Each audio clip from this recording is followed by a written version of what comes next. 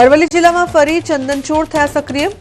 માલપુરના ઉભરાણ ગામમાં બે ખેતરમાં થઈ ચંદનચોરી। 4 લાખની કિંમતના 6 ચંદનના ઝાડ કાપી તસ્કરો થયા ફરાર। ખેડૂતે ફરિયાદ નોંધાવવા હાથ ધરી તજવીજ। રાજકોટના જંગલેશ્વર વિસ્તારમાં ગેરકાયદે દબાણનો મામલો। આસામીઓને ડિમોલિશન અંગે નોટિસ આપતા કેટલાક આસામીઓ પહોંચ્યા હાઈકોર્ટ।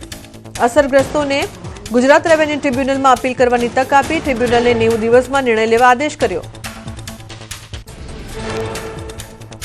જંગલેશ્વર વિસ્તારમાં દબાણ મામલે જિલ્લા કલેક્ટરનું નિવેદન। હાઈકોર્ટના તમામ નિર્દેશોનું પાલન કરવાની કરી વાત। કલેક્ટર હસ્તકની સરકારી જમીન પર દબાણ કરનારાઓને વૈકલ્પિક વ્યવસ્થા આપવા કાયદામાં કોઈ જોગવાઈ નથી। આસારામ આશ્રમની જમીનને લઈને મોટા સમાચાર। આસારામ આશ્રમની 45,000 ચોરસ મીટર જમીન લેવા હાઈકોર્ટે આપી લીલી ઝંડી।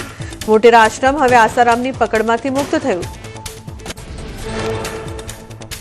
ગુજરાત હાઈકોર્ટે આશ્રમની જમીન પરત લેવા રાજ્ય સરકારને આપી મંજૂરી। કોમનવેલ્થ 2030 પહેલા અદ્યતન સ્પોર્ટ્સ કોમ્પ્લેક્સ બનાવવા જમીનનો ઉપયોગ થશે। મોટેરા આશ્રમમાં થયેલા 30થી વધુ ગેરકાયદે બાંધકામો તોડી પાડવાનો માર્ગ ખુલ્યો। સુરતમાં મોતીવાલા પરફ્યુમ પર સેન્ટ્રલ જીએસટી વિંગના દરોડા।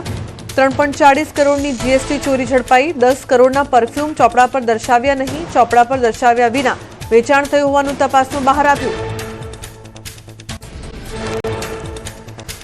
પાટણમાં ઠાકોર સમાજના બંધારણના લીરે લીરા ઉડ્યા। સાંતલપુરમાં કોરડા ગામે બંધારણ તોડતો વિડીયો થયો વાયરલ। ઠાકોર સમાજના આગેવાને જ સમાજનું બંધારણ તોડ્યું। કોરડા ગામના યુવા મહિલા સરપંચના હતા લગ્ન। લગ્ન પ્રસંગે રાસ ગરબાનું કર્યું આયોજન। કોરડા ગામે ઠાકોર સમાજ આગેવાન મગનજી ઠાકોરે જ બંધારણ તોડ્યું। 4 જાન્યુઆરીએ સમાજના આગેવાનોએ બંધારણ બનાવ્યું અને મહિનામાં બંધારણ તોડ્યું। લગ્ન પ્રસંગે ડીજે અને રાસ ગરબાનું પ્રતિબંધ હોવા છતાં રાસ ગરબાનું કર્યું આયોજન।